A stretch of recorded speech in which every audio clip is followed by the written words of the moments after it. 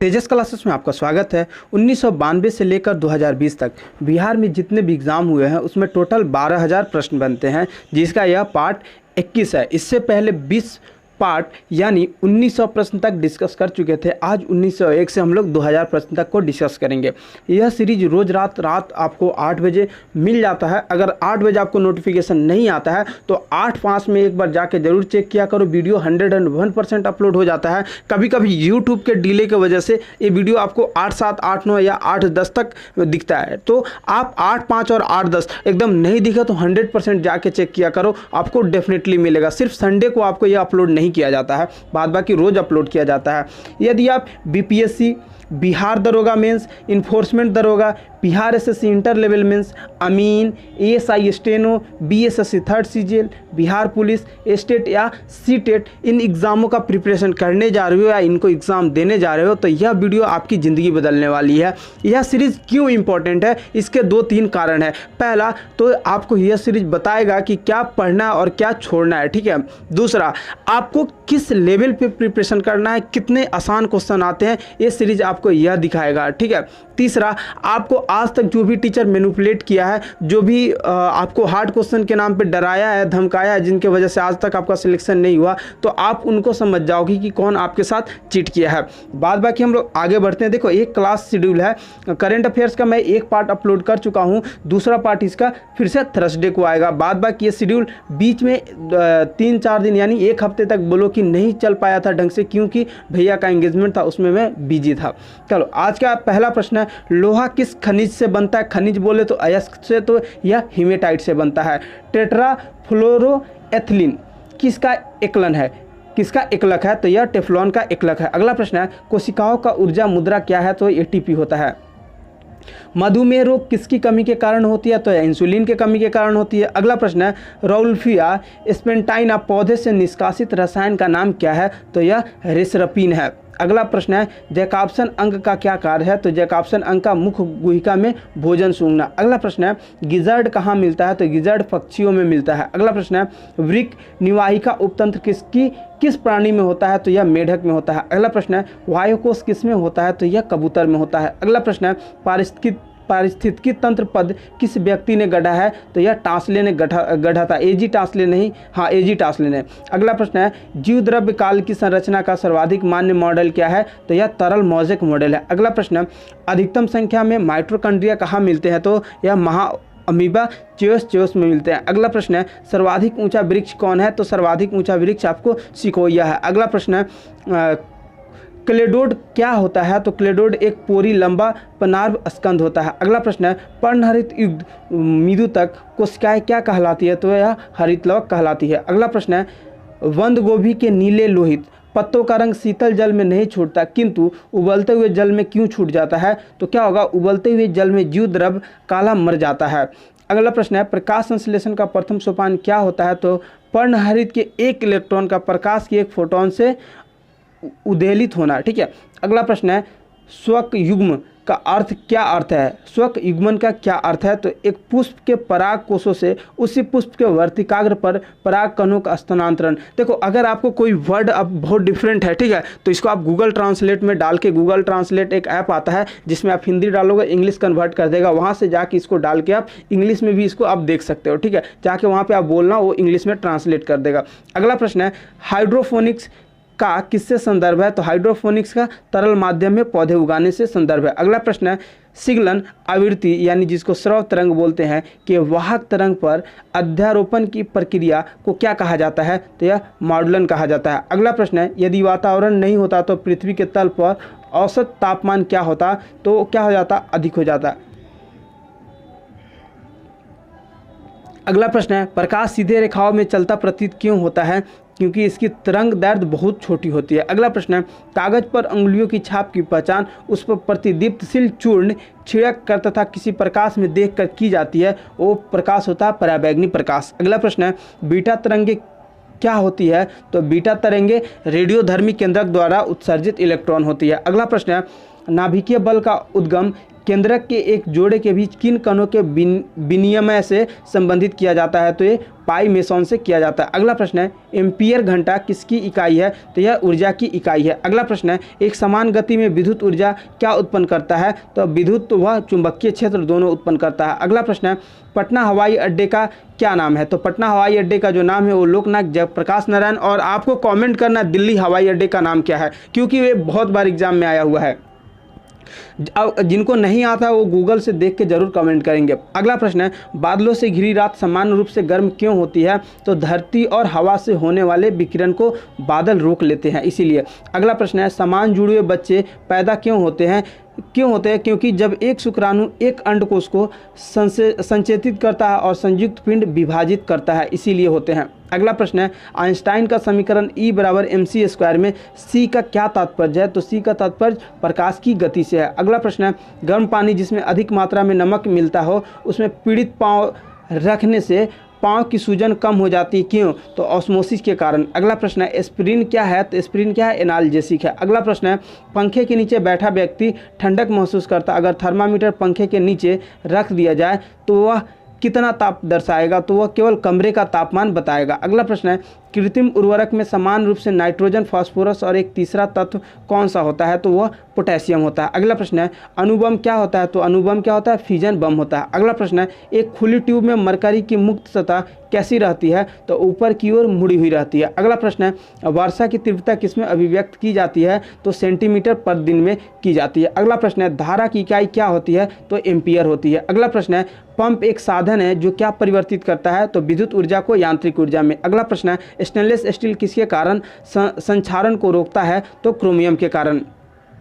अगला प्रश्न है, रंगों में पिगमेंट किसके लिए उत्तरदायी होता है? तो रंग के लिए उत्तरदायी होता है। अगला प्रश्न है, गैल्वेनीकरण का अर्थ किसका पतला लेपन चढ़ाने से है? गैल्वेनीकरण बोले तो गैल्वेनाइजेशन, ठीक है, जस्ता से। अगला प्रश्न है, रासायनिक परिवर्तन में अभिक्रियात्मक पदार्थ की कुल वजन उत्पादों के कुल वजन की तुलना में कितना होता है? तो हमेशा समान होता है। अगला प्रश्न है, एक दूसरे के अंदर चिपके हुए दो मगों को ठंडे पानी के उपयोग से आप कैसे अलग करेंगे? तो अंदर के मग में ठंडा पानी डालकर अलग कर लेंगे। अगला प्रश्न है, ताजमहल का निर्माण भारत और कहाँ के विशेषज्ञ ने किया था? तो ये फारस के विशेषज्ञ ने किया था। अगला प्रश्न है, अशोक की महानता मुख्यतः किसमें है? तो विश्व बंधुत्व में है। अगला प्रश्न है, कुषाणों की राजधानी कहाँ थी? तो ये देखो आपके जो उसमें ऑप्शन दिया था वो पुरुषपुर दिया था, लेकिन पुरुषपुर है कहाँ? तो ये पेशावर में पड़ता है, और पेशावर मैक्सिमम जगह आपको पेशावर मिलता है, सिर्फ एक बार एग्जाम में पुरुषपुर डाला गया था, वही मैं ऑप्शन डाल दिया हूँ। अगला प्रश्न है, संघ किनका पवित्र स्थल है? तो बौद्ध का पवित्र स्थल है। अगला प्रश्न है, किस वर्ष में सुभाष चंद्र बोस ने भारतीय राष्ट्रीय सेना का गठन किया? तो यह 1943 ईस्वी में किया था। और कहाँ किया था इसका कमेंट आप लोग जरूर करके बताओ। पटना का प्राचीन नाम क्या है? तो पाटलिपुत्र है। अगला प्रश्न है, किन चारों स्थलों में शंकराचार्य ने 4 मठों की स्थापना की थी? तो बद्रीनाथ, श्रृंगेरी, पुरी और द्वारिका में। अगला प्रश्न है, मुगल साम्राज्य के दौरान कौन सी भाषा सरकारी कामकाज के उपयोग में लाई जाती थी? तो पर्शियन भाषा। अगला प्रश्न है, अस्थायी चुंबक के लिए सर्वाधिक उपयुक्त धातु कौन है? तो इस्पात है। अगला प्रश्न है, एक दूसरे के समानांतर एक ही दिशा में गतिमान 2 इलेक्ट्रॉन धाराएं क्या करेंगी? तो एक दूसरे को आकर्षित करती है। अगला प्रश्न है, धरवाहा कुंडली में ऊर्जा किस रूप में संग्रहित होती है? तो चुंबकीय क्षेत्र में संग्रहित होती है। अगला प्रश्न है, किसने कहा था कि राम और रहीम एक ही ईश्वर के 2 अलग अलग नाम हैं? तो गुरु नानक ने कहा था। अगला प्रश्न है, भारत में सार्वजनिक निर्माण विभाग का गठन किसने किया? तो लॉर्ड डलहौजी ने किया था। अगला प्रश्न है, भारत के लौह पुरुष के रूप में किसको जाना जाता है? तो सरदार वल्लभ भाई पटेल को जाना जाता है। अगला प्रश्न है, किस राज्य का व्यक्ति भारतीय गणतंत्र का प्रथम राष्ट्रपति था? तो बिहार का। अगला प्रश्न है, पाटलिपुत्र को किस शासक ने सर्वप्रथम अपनी राजधानी बनाया? तो देखो आपके ऑप्शन में क्या था? चंद्रगुप्त मौर्य दिया हुआ था, लेकिन आप सब जानते हो उदयन है।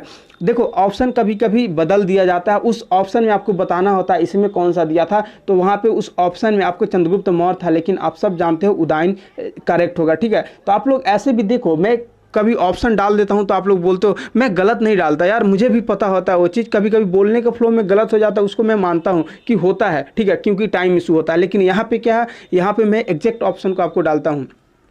कभी कभी क्या है, देखो बिहार और झारखंड एक था तो मैं बिहार ही डाल देता हूँ, उत्तर प्रदेश और उत्तराखंड एक था तो मैं उत्तराखंड ही डाल देता हूँ, ताकि चीज़ आप लोग समझो, ठीक है। अगला प्रश्न है, नालंदा विश्वविद्यालय किसके लिए विश्व प्रसिद्ध था? तो बौद्ध धर्म दर्शन के लिए प्रसिद्ध था। अगला प्रश्न है, कांग्रेस सोशलिस्ट पार्टी की पहली बैठक पटना में किस वर्ष हुई? तो 1934 ईस्वी में हुई थी। अगला प्रश्न है, इल नीनो क्या है? तो देखो इल नीनो विश्व मौसम से संबंधित है, ऑप्शन में इतना दिया था विश्व मौसम से संबंधित। बाद बाकी इल नीनो क्या है? तो इल नीनो का जो एग्जैक्ट डेफिनेशन है मैं इसको लिखा हूँ, मानसून का रुख तय करने वाली समुद्री घटनाएं, लेकिन आपके ऑप्शन में इतना ही दिया हुआ था। अगला प्रश्न है उष्णकटिबंधीय चक्रवात जो फिलीपींस, जापान और चीन में आते हैं उन्हें क्या कहते हैं? तो उन्हें प्रचंड बवंडर कहते हैं। अगला प्रश्न है संसार में गेहूं का उत्पादन मुख्यतः कहाँ तक सीमित है? तो समान घास के प्रदेशों में तक। अगला प्रश्न है ग्रेनाइट में परत उतारने की प्रक्रिया को क्या कहते हैं? तो यांत्रिक वेदरिंग कहते हैं। अगला प्रश्न है नेफा किसका पुराना नाम है? तो अरुणाचल प्रदेश का पुराना नाम है। नेफा बोले तो NEFA, ठीक है। कोई इसका फुल फॉर्म कमेंट जरूर करके मुझे बताओ ताकि मैं समझूं मैं इस प्रश्न को कराया हूं तो आप लोग कितना याद रखे हो। अगला प्रश्न है किस राज्य में सबसे अधिक संथाल है? तो ये झारखंड में है, जबकि ऑप्शन में क्या था? बिहार दिया हुआ था, तब बिहार और झारखंड एक साथ था। अगला प्रश्न है भारत में सबसे अधिक कोयले का भंडारण कहाँ है? तो दामोदर घाटी में है। अगला प्रश्न है संघीय राज्य लक्षद्वीप में कितने द्वीप है? तो ये 36 द्वीप है। अगला प्रश्न है भारत में हिमालय की सबसे ऊंची चोटी कौन सी है? तो कंचनजंगा है। अगला प्रश्न है भारत में वर्षा को किस तरह सही रूप से वर्णित कर सकते हैं? तो अनियमित और असंतुलित के रूप में नियमित कर सकते हैं, परिभाषित कर सकते हैं। अगला प्रश्न है 3 स्तरीय पंचायती राज का मुख्य भाग क्या है? तो ग्राम पंचायत है। अगला प्रश्न है विधान परिषद की कुल संख्या सदस्य संख्या विधानमंडल की कुल सदस्य संख्या के कितना से अधिक नहीं होनी चाहिए? तो 1/3 भाग से अधिक नहीं होनी चाहिए। अगला प्रश्न है संघ लोक सेवा आयोग के कार्यों का उल्लेख किस अनुच्छेद के अंतर्गत है? तो अनुच्छेद 320 के अंतर्गत है। अगर संघ लोक सेवा आयोग का गठन का बोले तो अनुच्छेद 315 में है। अगला प्रश्न है भारत का राष्ट्रपति किसको संबोधित करके अपना त्यागपत्र अपने हाथ में लिख कर दे सकता है? तो यह उपराष्ट्रपति को। अगला प्रश्न है समाजवाद और धर्मनिरपेक्ष शब्दों को भारतीय संविधान के आमुख में कौन से संवैधानिक संशोधन द्वारा जोड़ा गया? तो यह 42वां संविधान संशोधन 1976। अगला प्रश्न है भारत में सरकारी सेवाओं के लिए नियुक्ति कौन करता है? तो राष्ट्रपति महोदय करते हैं। अगला प्रश्न है मुख्यमंत्री किसके प्रति जिम्मेदार नहीं है? तो राज्य की सुरक्षा के प्रति वो जिम्मेदार नहीं है। अगला प्रश्न है कौन से शास्त्रीय नृत्य में पुरुष भाग नहीं लेते हैं? तो वो ओडिसी है। अगला प्रश्न है वित्तीय घाटे का तात्पर्य क्या है? तो सभी मदों से प्राप्त आय खर्चों से कम हो तब इससे बोलेंगे वित्तीय घाटा। अगला प्रश्न है भारत का सेंट्रल बैंक कौन है? तो रिजर्व बैंक ऑफ इंडिया। अगला प्रश्न है विश्व में खेतिहर भूमि का प्रतिशत कितना है? तो 7.5% है। और जो करेंट का डेटा क्या है कोई मुझे जरूर कमेंट करके बताना ताकि मुझे डेटा नहीं मिल पाया है। अगला प्रश्न है 1857 के विद्रोह का नेतृत्व बिहार में किसने किया? तो ये कुंवर सिंह ने किया था। अगला प्रश्न है बिहार के किस नेता ने महात्मा गांधी के साथ किसान आंदोलन का नेतृत्व किया? तो ये डॉक्टर राजेंद्र प्रसाद ने किया था। अगला प्रश्न है गांधी जी ने एकाएक असहयोग आंदोलन क्यों स्थगित कर दिया था? तो उनके सिद्धांतों के विपरीत यह हिंसात्मक हो गया था। अगला प्रश्न है 1931 ईस्वी में गांधी जी और किनके बीच संपन्न समझौते का परिणाम सविनय अवज्ञा आंदोलन के प्रकाष्ठा पर पहुंचने में हुआ? तो लॉर्ड इरविन। अगला प्रश्न है भारतीय राष्ट्रीय कांग्रेस का अधिवेशन सितंबर 1920 में कलकत्ता में हुआ जिसमें एक प्रस्ताव पारित किया गया जिसके कारण क्या हुआ? तो असहयोग आंदोलन हुआ था। अगला प्रश्न है भारतीय राष्ट्रीय कांग्रेस की स्थापना कब हुई? तो 1985 ईस्वी में हुई थी। अगला प्रश्न है सूर्य प्रकाश के फोकस हेतु किसका प्रयोग होता है? तो अवतल दर्पण का किया जाता है। अगला प्रश्न है गुरुत्वीय नियतांक जी का मान कितना होता है? तो 6.673 into 10⁻11 Newton metre square kg-2, ठीक है। अगला प्रश्न है केपलर के ग्रहीय गति का प्रथम नियम के अनुसार ग्रह की गति कैसी होती है? तो दीर्घवृत्तीय कक्षाओं में होती है। अगला प्रश्न है चंद्र ग्रहण कब होता है? तो पृथ्वी सूर्य एवं चंद्रमा के बीच आ जाता है तब होता है। अगला प्रश्न है टेप रिकॉर्डर में टेप शब्द किस रूप में रिकॉर्ड किया जाता है? तो यह प्रतिवर्ती चुंबकीय क्षेत्र में किया जाता है। अगला प्रश्न है बेकेलाइट किससे उपलब्ध किया जाता है? तो बेकेलाइट आपको फिनॉल एंड फॉर्मल्डिहाइड से किया जाता है। अगला प्रश्न है प्रकाश के तरंग सिद्धांत को किसने प्रतिपादित किया? तो हाइगेंस ने प्रतिपादित किया था। और आज का आखिरी प्रश्न प्रकाश वर्ष किसकी इकाई है? तो यह दूरी की इकाई है। आप लोग इस वीडियो को अपने दोस्तों तक जरूर पहुँचाओ, ठीक है। बाद बाकी जो शेड्यूल है उसको फॉलो करो और ऐसे ही आप लोग बने रहो। आप लोगों को अच्छा लगता है और ऐसे ही आप जो भी आपके दोस्त हैं जो एग्ज़ाम देने जा रहे हैं उन तक ज़रूर पहुंचाओ ताकि वो भी सही और गलत में फ़र्क समझ सके। आज के लिए इतना ही, मिलते हैं हम लोग अगले वीडियो में।